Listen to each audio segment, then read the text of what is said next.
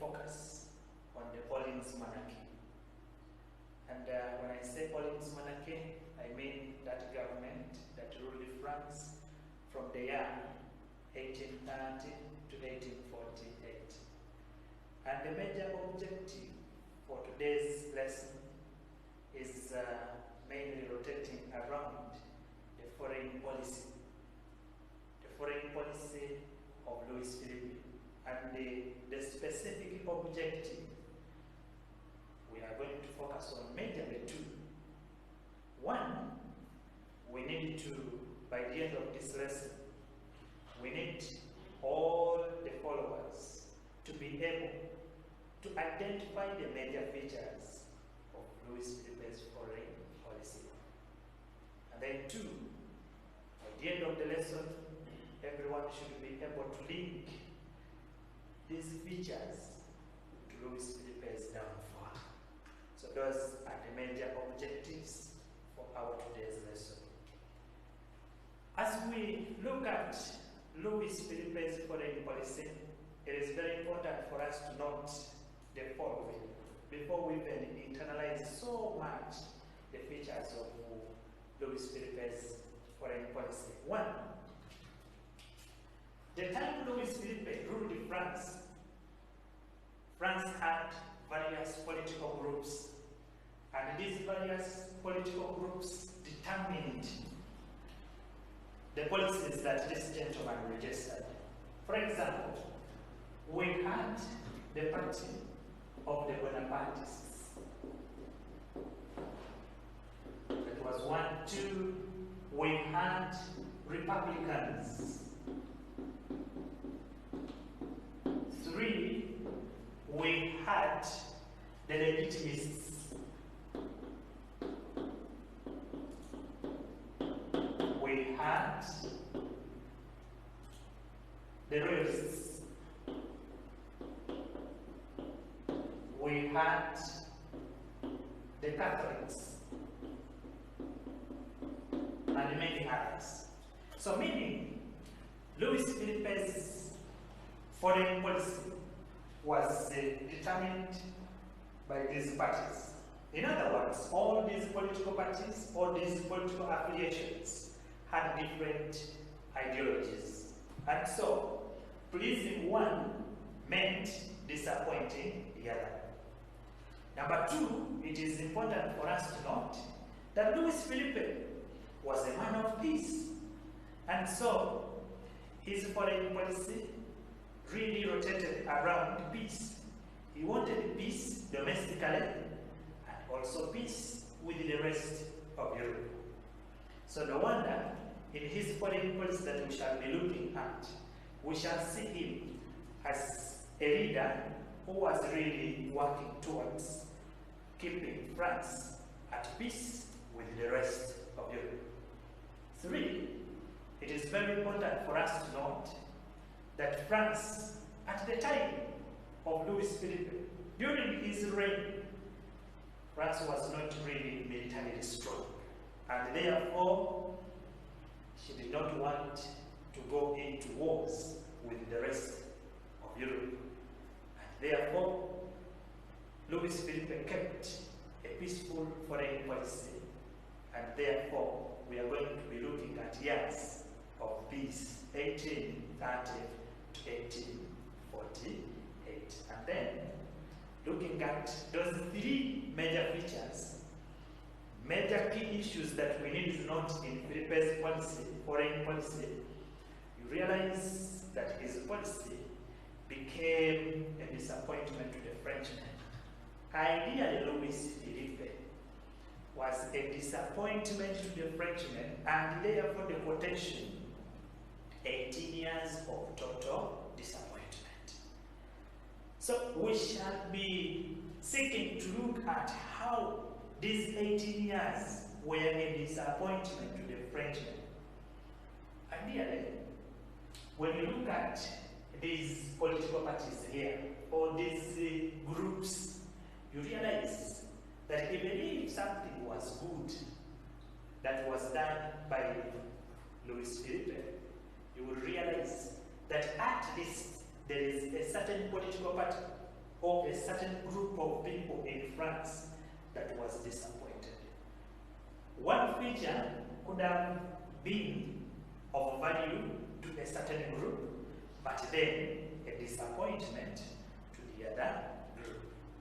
So, the question we want to ask today is, what were the major features of Louis Philippe during foreign features? What were the major features of Louis Philippe's foreign policy? This is the question we want to answer today. And so, we are going to look at these features systematically. Because when you are handling European history, you need the aspect of being systematic. One event leading to another. You should not keep on mixing these features. We need to consider chronology. That chronological order is what makes your essay a good essay. The following were the features of Louis Philippe's foreign policy. One, the Belgian Revolution of 1830. Louis Philippe came to power in 1830. And therefore, in this very year, since he was a product of the 1830 French Revolution, even the Frenchmen expected him to help the fellow revolutionaries in other countries.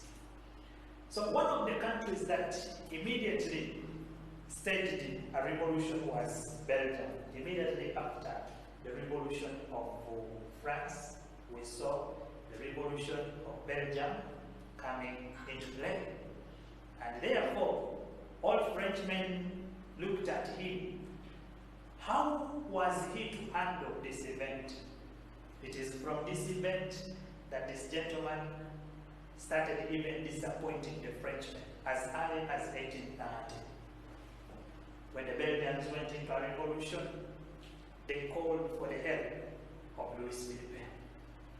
Unfortunately, Louis Philippe was one man who feared to disappoint Britain. And therefore, he kept that policy and that belief he always had, that let things outside France be for people outside France. And therefore, when the Belgians called him for help, he believed, let things outside France be for people outside France. And indeed, the reality is he feared to disappoint, or he feared to be at loggerheads with the Britain. And so, in the initial stages of the revolution, this gentleman did not give help to the Belgians. Now, around the November, December of 1830, a meeting was convened. And in this meeting, the Belgians identified the leader for Belgium. And they suggested France's candidate. And that is Louis Philippe's son. Unfortunately, when Britain was against the identification of the candidate, Britain, for them they scored in a way that this gentleman, Louis Philippe, withdrew the candidate. Actually, he downplayed the offer, and France did not take the leadership of Belgium. And eventually, it was Britain that gave the candidate. This was a disappointment to the Frenchmen, especially when you look at the group of the Bonapartists. For them, they wanted French glory, but the French glory was not attained in this event. And therefore, the Frenchmen believed this kind of leader who was a coward, who feared to disappoint Britain, and he was only there to please Britain. They believed he was not the right leader that the Frenchmen needed. So as early as 1830, this gentleman, Louis Philippe, had already disappointed the Frenchmen by not taking up the offer. It was not until in 1831 when Britain allowed Louis Philippe and motivated him to go and quell the revolution of the Dutch. These Dutch were advancing to Belgium, and so Britain gave him a go-ahead to go and suppress them. And that is how somehow he pleased the Frenchmen, but by and large, he was a disappointment in that event of 1830. The second event was still in 1830, and that was the Italian Revolution. Aware that in 1814 to 1815 Vienna settlement, Italy, or the Italian states, were put under the control of Austria. It was this that laid the foundation for the 1830 revolutions in Belgium, in Italy. So in these revolutions, of Italy, it was also believed that this gentleman, Louis Philippe, would go and give help to the Italians. Why? One, Napoleon had started the unification process of Italy, and so we expected the leaders of France to come and finish the work that had been started by Napoleon Bonaparte. Number two, since this gentleman, Louis Philippe, was a product of the 1830 revolution, we expected him to be a supporter of the 1830 revolutions that came after the French Revolution of 1830. Unfortunately, this gentleman, like we said, that he believed let things outside France be for people outside France. For sure and for real, this gentleman did not give help to the Italians. He feared to antagonize Austria. He feared to go into war with Austria. Austria that was having control over the Italian states. And therefore, he kept a deaf ear when the Italians were revolting against Austria to attain their independence and to attain their unification. He decided not to give assistance. To the Frenchmen, this was a total disappointment. It was ideally a bitter pill for them to swallow. They expected the leader of France to go and offer assistance to the fellow revolutionaries, to the people who wanted to attain self-rule, and to the people who wanted to attain unification. Eventually, the Frenchmen, they believed it was a total disappointment. So as early as 1830, already the gentleman was losing popularity, and he was a disappointment to the Frenchmen. No wonder, by 1848, the gentleman had to go. The third event that we want to also look at in his foreign policy was still in 1830, and this was the 1830 revolution in Poland.